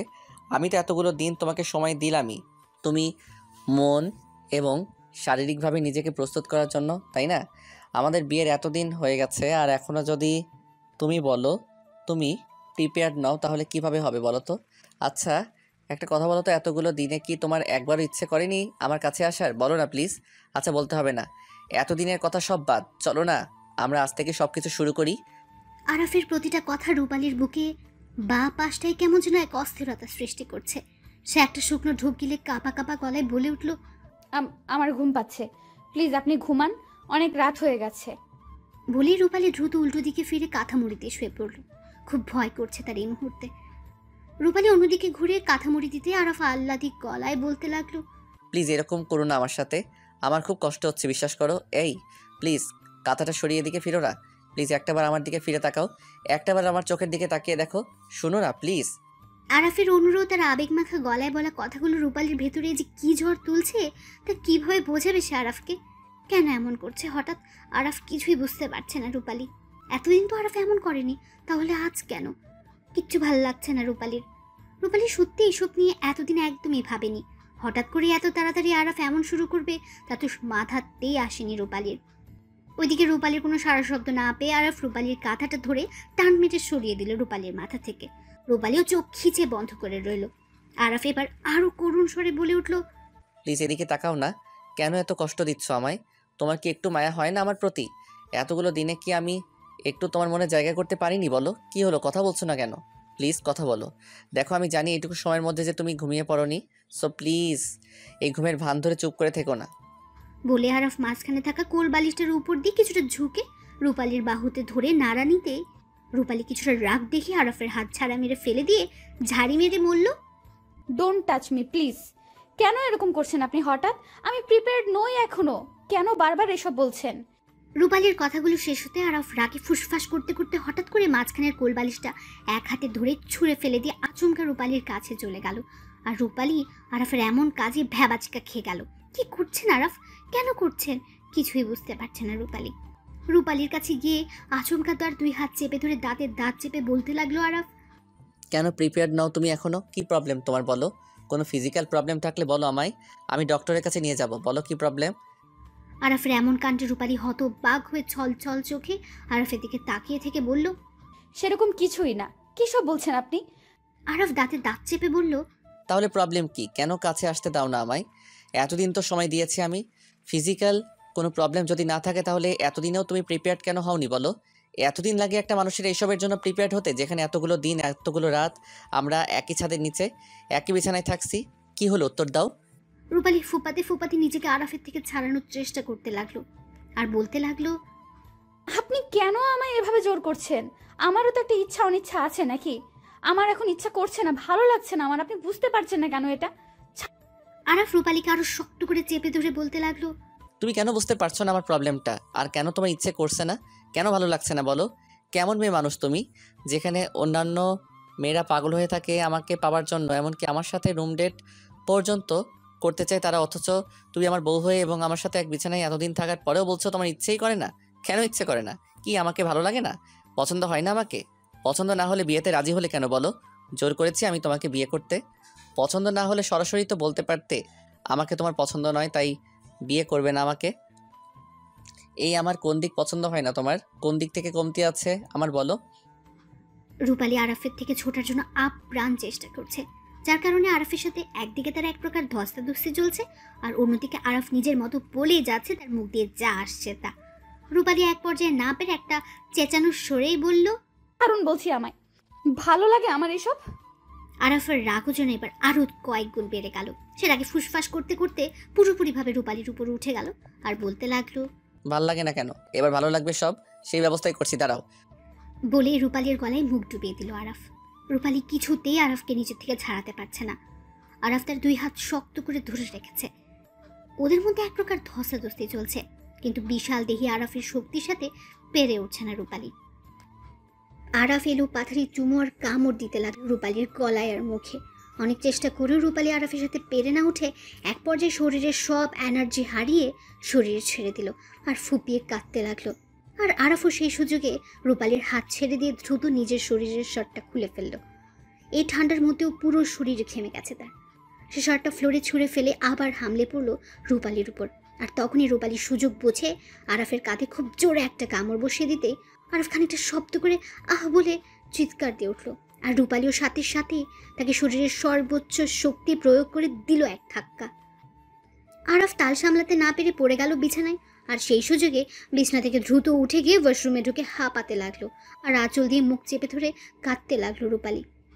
কিছুক্ষণের মধ্যে ঘরে ভাঙচুরের আওয়াজ শোনা গেল, সাথে সাথে অন্তরাত্মা কেঁপে উঠল রূপালীর। রূপালী ওয়াশরুমে এসে ঢুকতেই আরাফ দ্রুত কাঁধে কামড়ের জায়গাটা চেপে ধরে বিছানা থেকে উঠে ঘরের মেন লাইট অন করে নিজের হাতটা সামনে এনে দেখে হাতে রক্ত। কামড়টা এত জোরে পড়েছে যে রক্ত বের হচ্ছে সেখান থেকে। আরাফ রাগে কটমট করতে করতে পড়ার টেবিলের চেয়ারটাতে লাথি মেরে ফেলে দিল। ড্রেসিং টেবিলের সামনে থাকা ফুলের টপটা হাতে নিয়ে ছুঁড়ে মারল ড্রেসিং টেবিলের আয়নার দিকে, আর ঝনঝন করে আয়নাটা ভেঙে পড়ল। তারপর নিজের চুলগুলো পেছনের দিকে টেনে ধরে অস্থির হয়ে পাগলের মতো ছুটাছুটি করতে লাগলো। তারপর ওয়াশরুমের দরজায় খুব জোরে জোরে ধাক্কাতে লাগলো আর বলতে লাগলো, রূপালী ওয়াশরুম থেকে বের হও, নইলে খুব খারাপ হয়ে যাবে বলছি। অনেক সহ্য করেছি আমি, আমার সহ্যের সীমা ছাড়িয়ে যেও না। রাইট নাও ওয়াশরুম থেকে বের হও, নইলে কিন্তু আমি কি করব আমি নিজেও জানি না, বলে দিলাম। ওয়াশরুমের দরজায় আরাফের এক একটা আঘাত মনে হচ্ছিল রূপালীর উপরে পড়ছে। আর আরাফের বলা কথাগুলোতে একটা রাগ মিশ্রিত ছিল যে রূপালীর ভয় আরও 3 গুণ বেড়ে গেল, যার কারণে সে কিছুতেই দরজা খুলবে না বলে ঠিক করলো। আরাফ হঠাৎ কেন এমন একটা রূপ দেখালো নিজে? কেন রূপালীর সাথে এমন শুরু করলো? কিচ্ছু মাথায় ঢুকছে না রূপালী। আরাফ কি পারতো না আর কিছুদিন সময় দিতে রূপালীকে? এতটা অস্থির কেন হয়ে গেল হঠাৎ করে আজ আরাফ? এসব ভাবতে ভাবতে আবার আরাফের কথা কানে এলো রূপালীর। আরাফ বলতে লাগলো, তুমি বের হবে না তো? ওকে ফাইন, বের হইও না। কতক্ষণ থাকবে তুমি ওয়াশরুমে? থাকো তুমি ওইখানেই। শুধু একটা কথা ভালোভাবে ঢুকিয়ে নাও মাথায়, আজ তুমি যেটা করলে তার জন্য তোমাকে সাফার করতে হবে। আজকের পর তুমি চাইলেও আমি তোমার কাছে আসবো না, তুমি চাইলেও তোমায় ছুবো না আমি। থাকো তুমি তোমার দিমাগ নিয়ে, আর আসবোই না আমি। তুমি ডাকলেও না, এই বাড়িতে আসবো না। আমার তো কোনো দাম নেই, আমার ভালোবাসার তো কোনো ভ্যালুই নেই, তাই না? আমায় ভালো লাগে না তো তাই আমার কাছে আসতে দাও না, তাই না? আমার কাছে আসতে ঘৃণা লাগে? ঠিক আছে, আর আসবো না আমি তোমার কাছে, আর বিরক্ত করবো না। থাকো তুমি তোমার মতো করে যেভাবে চাও। বলে ওয়াশরুমের দরজার সামনে থেকে সরে গেল আরাফ। আর তারপর আবার ধুমধাম ভাঙচুরের শব্দ হতে লাগলো ঘরের ভেতরে কিছুক্ষণ। এদিকে আরাফের শেষের বলে যাওয়া কথাগুলো রূপালীর ভেতরটাকে যেন দুমড়ে মুচড়ে শেষ করে দিচ্ছে। রূপালী কি করবে বুঝতে পারছে না। এই মুহূর্তে আরাফের সামনে যাওয়ারও সাহস হচ্ছে না। আর এদিকে বারবার মনে হচ্ছে হয়তো খুব বেশি কষ্ট দিয়ে ফেলেছে সে আরাফকে। কিছুক্ষণের মধ্যে হঠাৎ সব একদম নিস্তব্ধ হয়ে গেল। রুমের ভেতরে হাঁটা চলার আওয়াজও পাওয়া যাচ্ছে এখন, যেখানে এতক্ষণ ঘরের মধ্যে ভয়ঙ্কর কোনো তাণ্ডব বয়ে যাচ্ছিল।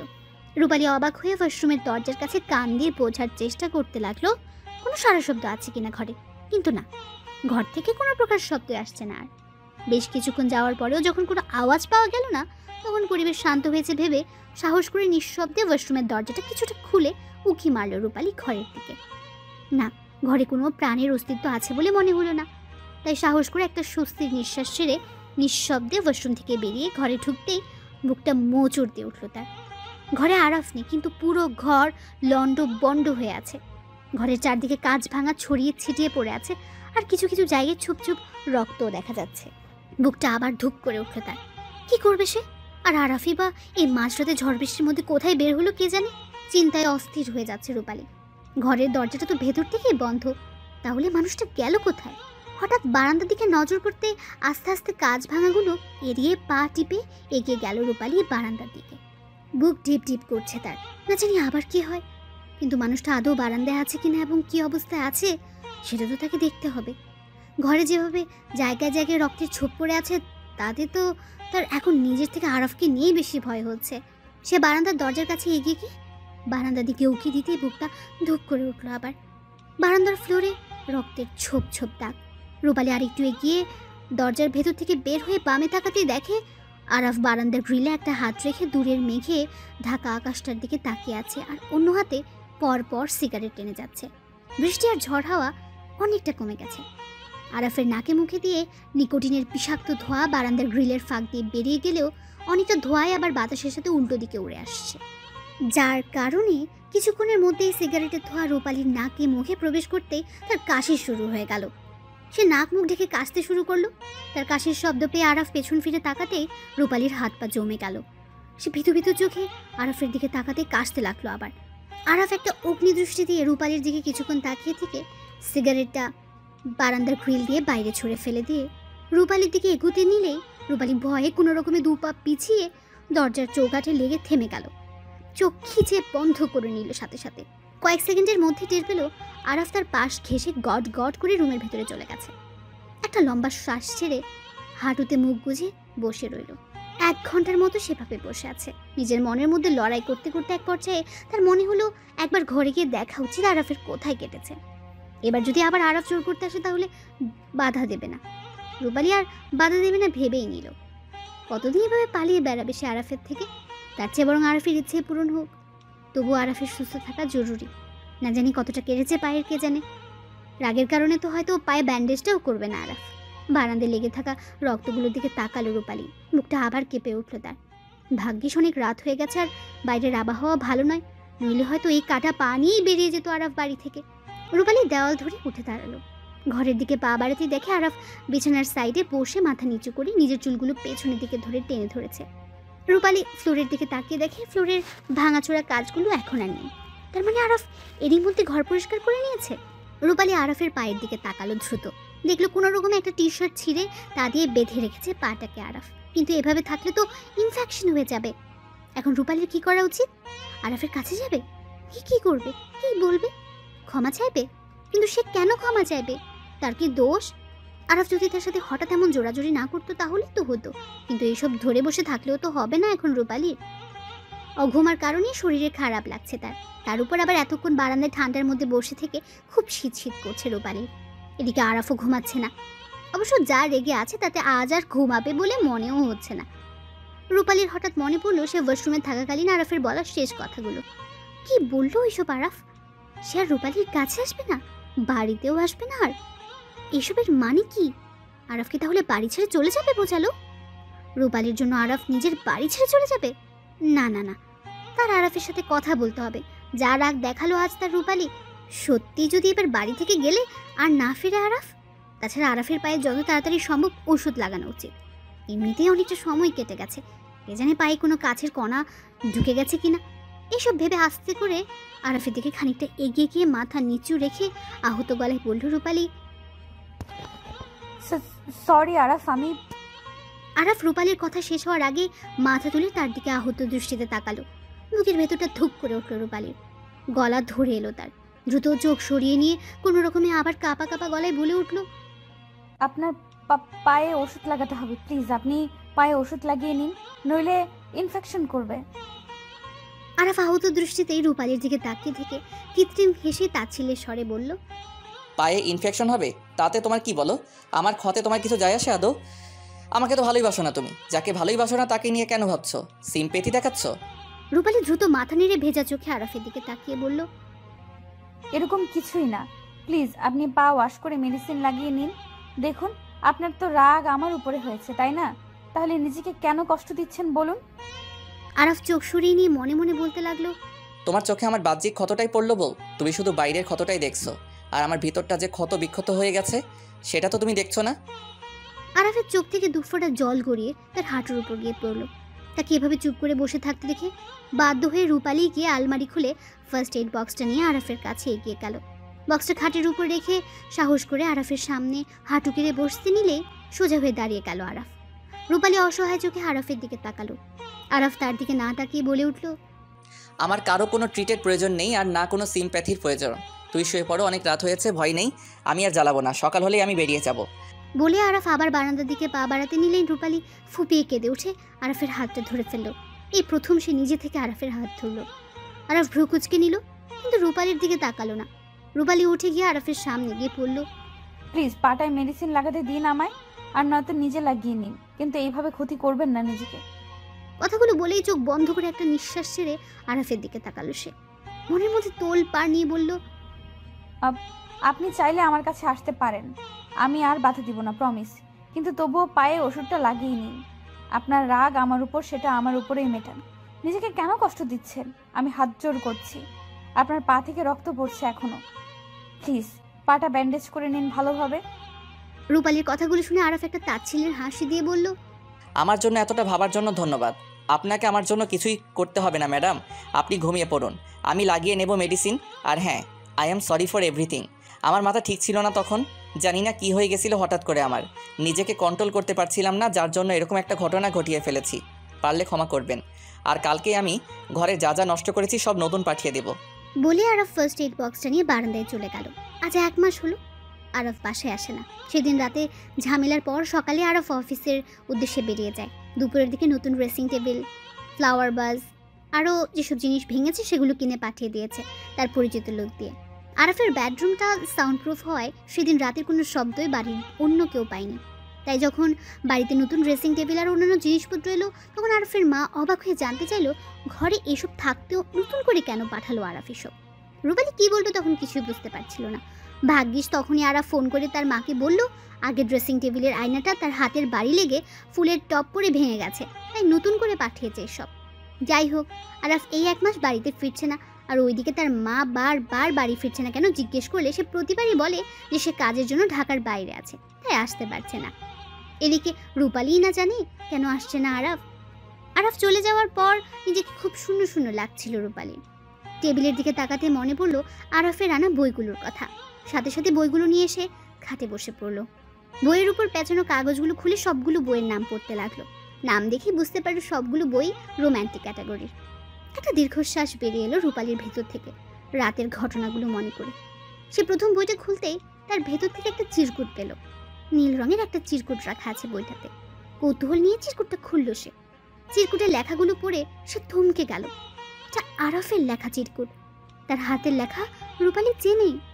যাই হোক, চিরকুটটাতে লেখা ছিল আরাফের মনের কথা, রূপালীর প্রতি তার ফিলিংস, রূপালীকে প্রথম দেখা থেকে শুরু করে সব। সেদিন খুব কেঁদেছিল ওইসব জেনে রূপালী। খুব কষ্ট হচ্ছিল তার আরাফকে এতটা কষ্ট দেওয়ার অপরাধে, যে কিনা তাকে এতটা ভালোবাসে, এতটা চায়। রূপালীর সাথে সাথে আরাফকে ফোন করলো, কিন্তু ফোন ধরলো না আরাফ। আবার ফোন করলে ফোনটা কেটে দিল আরাফ। তারপর থেকে কত কলস, কত মেসেজেস দিয়েছে রূপালী, তার কোনো হিসেব নেই, শুধুমাত্র তার মান ভাঙিয়ে বাড়ি ফেরানোর জন্য। কিন্তু সে যে এতটা জেদি কে জানতো। 1 সপ্তাহ পর দয়া হলো রূপালীর উপর আরাফের। ফোন রিসিভ করলো সে, কিন্তু রিসিভ করে গম্ভীর গলায় বলে উঠল, কি চাই? কোনো কিছু লাগবে? লাগলে বলো, পাঠিয়ে দিচ্ছি। আর না হয় মাকে বলো যা লাগবে মায়ের কাছে চাইতে পারো এখান থেকে, আমি বলে দেবো মাকে। খুব রাগ হলো আরাফের এমন কথায় রূপালীর। সে কি শুধু কোনো কিছুর প্রয়োজন হলে আরাফকে ফোন করতে পারে? এমনি কি ফোন করতে পারে না? কেন মানুষটা এমন করছে? সামান্য একটু কারণে কি এভাবে ইগনোর করা খুব প্রয়োজন রূপালীকে? রূপালীও কিছুটা রেগে গিয়ে বলল, আমি আপনাকে চাই, কেন বাড়ি আসেন না আপনি? সেদিনের রাগটা এখনো কেন পুষে রেখেছেন? প্লিজ বাড়িতে আসুন। আরাফ কিছুক্ষণ চুপ করে বলল, কাজে আসি, ফোন রাখছি। বলেই ফোনটা কেটে দিল আরাফ। রূপালীও হাল ছাড়ার মানুষ নয়। ফোন করে মেসেজ করে বারবার চেষ্টা করছে আরাফের রাগ ভাঙানোর, কিন্তু ওই মানুষটা এতই শক্ত যে এই 1টা মাসে একটুও তার মন গলাতে পারেনি সে। এদিকে দোলার অত্যাচারে অস্থির রূপালী। ওই মেয়ে যখনই সুযোগ পায় গা ঘেঁষে বারবার রূপালীর সাথে কথা বলতে চায়। রূপালীর একদমই সহ্য হয় না দোলাকে।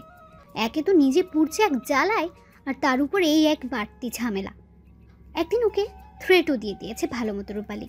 বলেছে যে ও যদি রূপালীর আশেপাশেও ঘেঁষতে চায়, রূপালী আরাফের কাছে সব বলে দেবে। তারপর থেকে কিছুটা দমে গেছে দোলা। যাই হোক, কিছুদিন ধরে রূপালীর মা বারবার ফোন করে বলছে বেড়াতে যেতে। রূপালী কি করে বলবে যে আরাফ বাড়িতেই আসে না? আরাফকে ছাড়া কীভাবে বেড়াতে যাবে সে? তাই বলেছে আরাফের অফিসের কাজের চাপ বেশি, কাজের চাপ কমলে গিয়ে বেরিয়ে আসবে। এদিকে আরাফকে ছাড়া কোনো কিছুই আজকাল ভালো লাগছে না তার।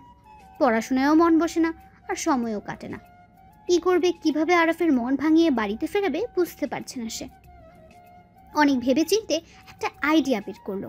জানে না কতটুকু কাজ দেবে, তবুও চেষ্টা তো করতেই হবে। সুন্দর মতো কিচেনে গিয়ে একটা রসুন নিয়ে ছাদে চলে গেল। প্রচণ্ড রোদও উঠেছে আজ।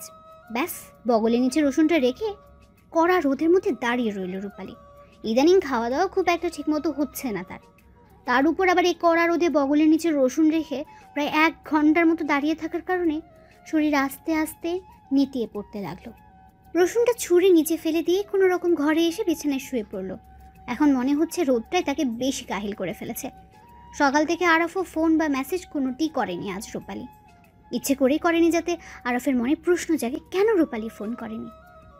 হাড় কাঁপিয়ে জ্বর এলো রূপালীর। কাঁথা মুড়ি দিয়ে শুয়ে পড়ল। নড়াচড়ার শক্তি পাচ্ছে না একটু।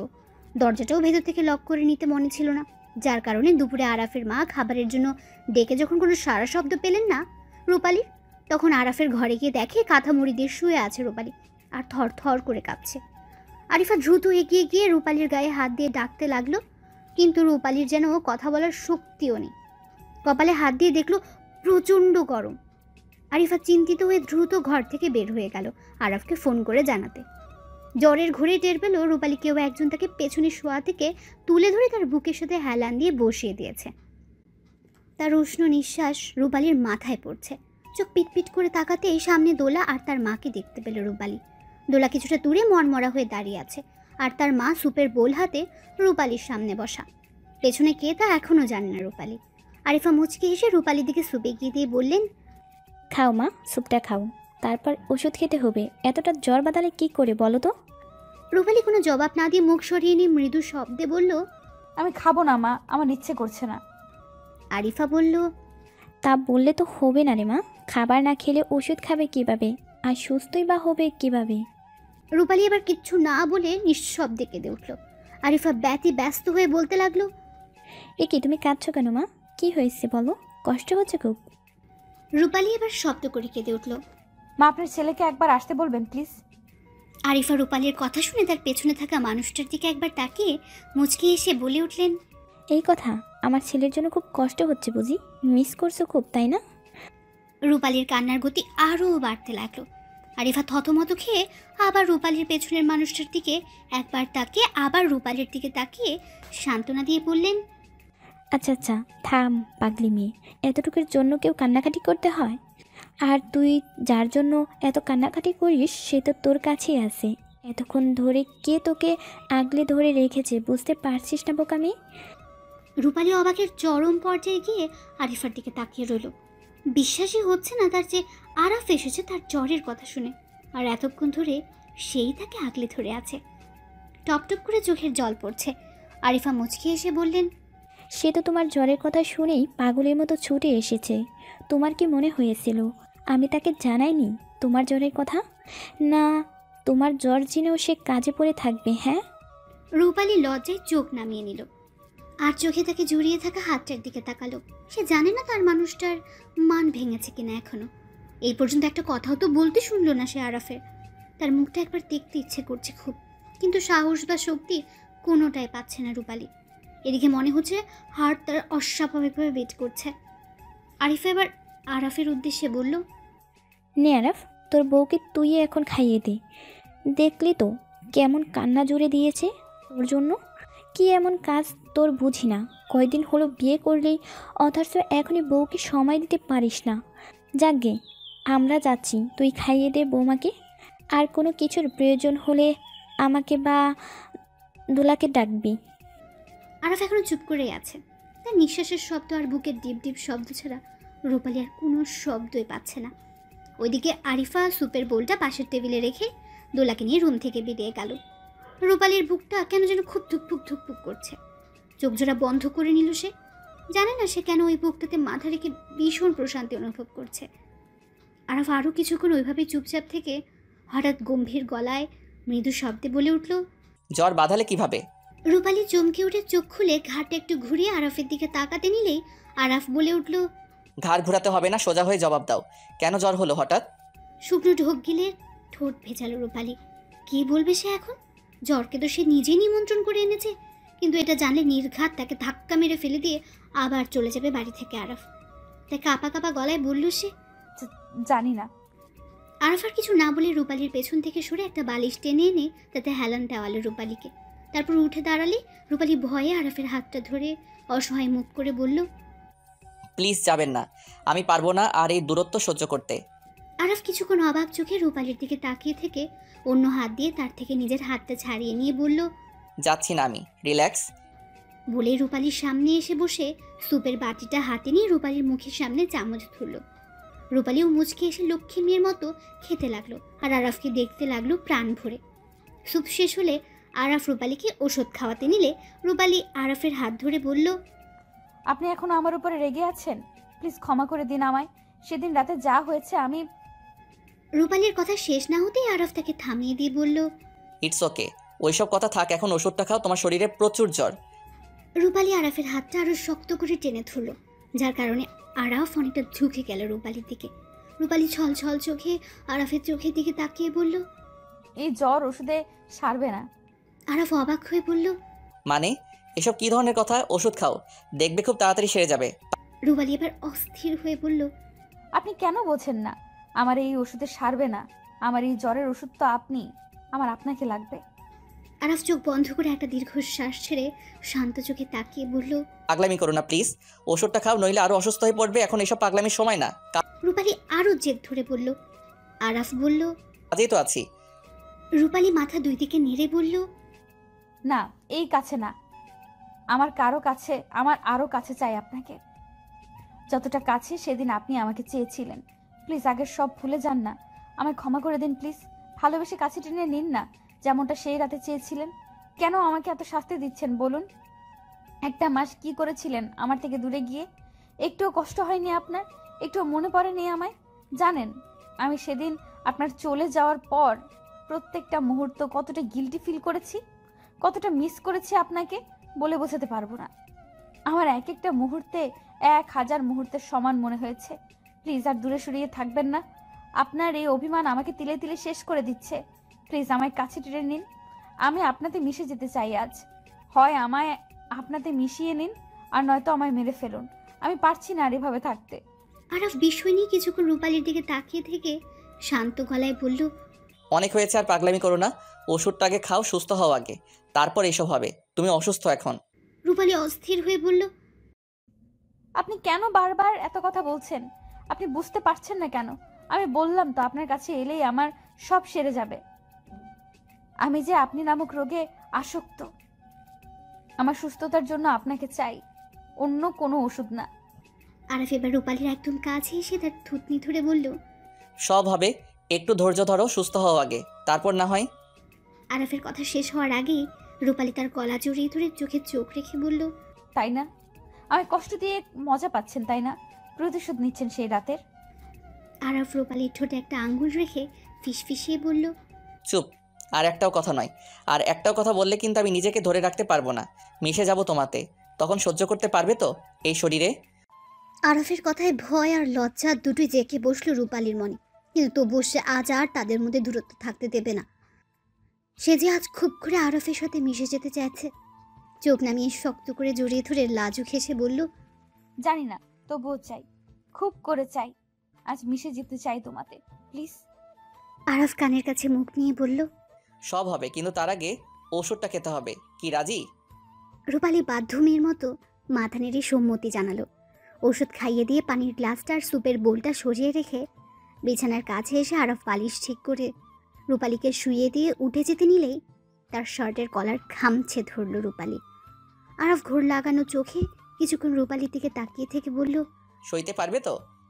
রূপালী আরাফের প্রশ্নের কোনো জবাব না দিয়ে শার্টের বাটনগুলো খুলতে শুরু করলো আরাফের। তা দেখে আরাফ মুচকি হেসে নিজেই শার্টটা খুলে ছুঁড়ে ফেলে দিল ফ্লোরে। ঠোঁটে ঠোঁট ছুঁয়ে দিয়ে গলায় মুখ ডুবিয়ে দিতেই চোখ মেলে তাকালো রূপালী, আর তখনই তার চোখ পড়লো আরাফের কাঁধে থাকা একটা দাগের উপর, যেটা স্পষ্ট বোঝা যাচ্ছে একটা কামড়ের দাগ, যা কালচে হয়ে দাগ বসে আছে। রূপালীর মনে পড়ে গেল সেদিন রাতের কথা। সেই তো আরাফকে সর্বোচ্চ শক্তি দিয়ে কামড় বসিয়ে দিয়েছিল। তার সেদিন একবারও মাথায় আসেনি আরাফের এখানটায় ক্ষত হয়েছে কিনা। কিভাবে পারলো সে এটা? ফুবিয়ে কেঁদে উঠতেই আরাফ দ্রুত গলা থেকে মুখ তুলে অস্থির হয়ে বলল, কি হয়েছে? ব্যথা পেয়েছো? কাঁদছো কেন? রূপালী কাঁদতে কাঁদতে আরাফের কাঁধের সেই কামড়ের জায়গাটায় ছুঁয়ে দিয়ে বলল। এটা আরাফ বুঝতে পেরে মুচকি হেসে রূপালীর কপালে চুমু এঁকে দিয়ে বলল। ওটা আমার ভালোবাসার চিহ্ন। অজস্র চুমুতে ভরিয়ে দিল রূপালী সেই কামড়ের জায়গাটায়। সকালে ভোর হওয়ার আগে ঘুম ভেঙে গেল রূপালীর। প্রচণ্ড ঘামও হতে লাগলো জ্বর ছাড়ার কারণে। এদিকে আরাফও ঝাপটে দূরে ঘুমিয়ে আছে তাকে। মুচকি হেসে আরাফের কপালে পড়ে থাকা চুলগুলো পেছনের দিকে সরিয়ে দিতে আরাফ নড়ে চড়ে উঠল। পিট পিট চোখে রূপালীর দিকে তাকিয়ে বলল। সকাল হয়ে গেছে। রূপালী বলল। হুম। আরাফ বালিশের কাছ থেকে ফোনটা নিয়ে টাইম দেখে শোয়া থেকে উঠে যেতে নিলে রূপালী তার গলা জড়িয়ে ধরে বলল। কোথায় যাচ্ছ? আরাফ বলল। গোসল করতে হবে, ফজরের নামাজ পড়বো তো। রূপালী আরাফকে আরেকটু কাছে টেনে নিয়ে বলল। এখানে তো আজান দেয়নি, এখনো তো আজান দেয়নি, আর অনেক সময় আছে। আরাফ মুচকি হেসে বলল। তো কি করতে হবে এখন? রূপালী লাজুক হেসে চোখ নামিয়ে নিয়ে বলল। আদর। আরাফ ঠোঁট কামড়ে ধরে হেসে বলল। আমার বউটা এতটা রোমান্টিক হয়ে উঠলো কিভাবে শুনি? রূপালী আরাফের চোখের দিকে স্থির দৃষ্টি রেখে ধরা গলায় বলল। তোমার ভালোবাসার বিরহে পুড়তে পুড়তে। ঠোঁটে আলতো করে ঠোঁট ছুঁয়ে দিয়ে বুকে চেপে ধরে বলল আরাফ। খুব ভালোবাসি বউ, খুব। যেদিন প্রথম তোমায়। আরাফকে থামিয়ে দিয়ে রূপালী বলল। জানি, আমি সবটা জানি। আরাফ অবাক হয়ে চোখ তুলে রূপালীর দিকে তাকালো। রূপালী চোখের পলক ঝাপটে বলল। তোমার দেওয়া সেই চিরকুটটা আমি পড়েছি সেদিন, কিন্তু তুমি তখন অভিমান করে আমার থেকে দূরে সরে গিয়েছিলে। অনেক চেষ্টা করে তো তোমার মান ভাঙাতে পারিনি, বাড়িতে ফেরাতে পারিনি, তাই বাধ্য হয়ে কাল। বলে জিভ কাটলো রূপালী। আরাফ ভ্রুকুচকে বলল। কাল কি? রূপালী কথা কাটাতে বলল। না, মানে কিছুটা। আসলে তুমি কালও আসবে না ভেবেই আমি অভিমান করে নিচ থেকে তোমায় ফোন করে জানাতে চাইনি জ্বর হওয়ার কথা। আরাফ রূপালীর কপালে কপাল ঠেকিয়ে বলল। সরি বউ। রূপালী চুপ করে রইল। আরাফ আবার কি যেন ভেবে বলে উঠল। একটা কথা জিজ্ঞেস করব? রূপালী চোখ বন্ধ রেখেই বলল। আরাফ বলল। তুমি তো মেসে থেকে পড়াশোনা করনি, তাহলে সেদিন দোলাদের মেসের ভেতর থেকে কাঁদতে কাঁদতে কেন বের হয়েছিলে? কি হয়েছিল সেদিন, আর কেন গিয়েছিলে তুমি ওইখানে? দ্রুত চোখ খুলে আরাফের দিকে তাকালো রূপালী। কি জবাব দেবে এখন আরাফকে? চোখ সরিয়ে নিয়ে শুকনো ঢোক গিলল একটা। আরাফ রূপালীকে চুপ করে থাকতে দেখে বলল। কি হলো বলো, আমার থেকে কিছু লুকিও না প্লিজ। তুমি সেদিন ওইভাবে কাঁদছিলে কেন? রূপালী এলোমেলো দৃষ্টিতে আরাফের দিকে তাকালো। আরাফ কি কোনো কারণে সন্দেহ করছে তাকে? করতেও তো পারে। দেশের সবচেয়ে বড় গোয়েন্দা সংস্থা বলে কথা।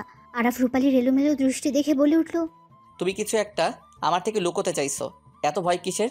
তুমি কি কোনো ক্রাইম করেছো? অযথা কেন ভয় পাচ্ছ তুমি? আমি তো জাস্ট এইটুকুই জানতে চাইছি যে কেন সেদিন ওইভাবে কাঁদছিলে তুমি। রূপালী কিছুটা ভ্রুকুচকে বলল। তুমি কি আমায় সন্দেহ করছো? আরাফ বলল। না, সন্দেহ করলে তোমায় জিজ্ঞেস করতাম না, নিজেই সেই কারণটা খুঁজে বের করে নিতাম। রূপালী থতমত খেয়ে বলল। দেখো, বিয়ের আগে আমি কখন কেন কাঁদলাম না কাঁদলাম সেসব নিয়ে কেন পড়ছো তুমি? এগুলো জেনে কি করবে তুমি? তুমি তো দেখছি বাইরে গোয়েন্দাগিরি করতে করতে এখন নিজের ঘরেও গোয়েন্দাগিরি শুরু করেছো। আরাফ বলল। তুমি আমায় বলবে না কিছু? রূপালী কি করবে এখন? কিভাবে আরাফকে বোনের নামে আরাফের কাছে এসব কথা বলবে সে? আরাফ কি বিশ্বাস করবে তার কথা? অসহায় চোখে আরাফের দিকে তাকালো রূপালী। আরাফ উঠে যেতে নিলে রূপালী তাকে শক্ত করে জড়িয়ে ধরে বলল। প্লিজ আমায় ভুল বুঝো না। আমি জানি সবটা তোমাকে জানানো দরকার, কিন্তু আমি কিভাবে বলবো তোমায় ওইসব কথা? তুমি কি বিশ্বাস করবে আদৌ আমার কথা যদি আমি বলি তোমায় সত্যিটা? ভুল বুঝবে না তো আমায়? আরাফ বলল। নিজেকে না করলেও তোমাকে ঠিকই বিশ্বাস করব, শুধু সত্য কথাটা বলো আমায় প্লিজ। আর তোমার উপর অভিমান করতে পারি আমি, কিন্তু ভুল বোঝার প্রশ্নই আসে না। রূপালী আরাফের থেকে ভরসা পেয়ে একটা শুকনো ঢোক গিলে আস্তে আস্তে দোলার ব্যাপারে সবটা খুলে বলল আরাফকে। আরাফ কিছুক্ষণ থম মেরে রূপালীর দিকে তাকিয়ে থেকে বলে উঠল। দোলার আচার আচরণে আমার আগেই সন্দেহ হয়েছিল, আর সবচেয়ে বেশি সন্দেহ শুরু হয় তোমার এই বাড়িতে আসার পর থেকে। ওর তোমার দিকে তাকানো, তোমার সাথে কথা বলা, সবটাতেই আমার কেমন যেন লাগতো। আমি জানি একটা মেয়ের দিকে তাকানো, তার সাথে কথা বলা চলা এগুলো স্বাভাবিক, কিন্তু ওর তোমার প্রতি চাহনি, বিহেভিয়ার সবই আমার কাছে কেমন যেন অস্বাভাবিক লেগেছে। আর যেই মেয়ে বাড়িতে থাকতেই চাইতো না, সে তুমি এই বাড়িতে আসার পরই ম্যাচ ছেড়ে দেওয়ার সিদ্ধান্ত নেওয়ায় আরও বেশি খটকা লাগে আমার। তাই ড্রয়িং রুমে আর কিচেনে গোপন ক্যামেরা লাগিয়ে দিয়েছিলাম, যাতে ওর হাবভাব এবং তোমার সাথে কেমন ব্যবহার করে সেটা বুঝতে পারি। তোমাকে নিয়ে বরাবরই আমি খুব সেনসিটিভ। আমি বাড়ির বাইরে থাকলেও তোমার খোঁজ খবর রাখার জন্য, তোমার খেয়াল রাখার জন্যই মূলত এই কাজ। সেদিন যখন ল্যাপটপে বসে তোমায় দেখছিলাম, তখনই কিচেনে দোলাকে ঢুকতে দেখি। আর তারপর কী নিয়ে তোমাদের মধ্যে কথা কাটাকাটি হচ্ছিল জানি না। ও তোমার হাত ধরতে গেলে হাত সরিয়ে নিয়ে ওকে হয়তো শাসাচ্ছিলে কোনো কারণে তুমি। আজ বোঝালাম ঘটনা কি। আমি ভাবতেই পারিনি ও এরকম জঘন্য মানসিকতার হয়ে গেছে। ভাই হিসেবে আমারও এখন লজ্জায় মাথা কাটা যাচ্ছে। আই এম সরি বউ, আমি আমার বোনের হয়ে তোমার কাছে ক্ষমা চাইছি। প্লিজ তুমি ওর প্রতি রেগে থেকো না। আমি জানি তুমি ওকে অনেক বুঝিয়েছো, কিন্তু কাজ হয়েছে কিনা জানি না। বাট ওকে আরও ভালোভাবে বোঝাতে হবে এবং সেটা আমাদের সবাইকে মিলেই ওকে বোঝাতে হবে। আর যত তাড়াতাড়ি সম্ভব ওর বিয়ের ব্যবস্থাটা করতে হবে, নইলে আরও বিগড়ে যাবে ও। রূপালী আরাফকে আশ্বস্ত করে বলল। চিন্তা করো না, সব ঠিক হয়ে যাবে।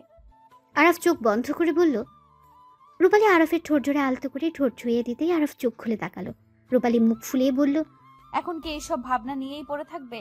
আমি যে সেই কখন একটা জিনিস চেয়েছি সেটা বুঝি পাবো না?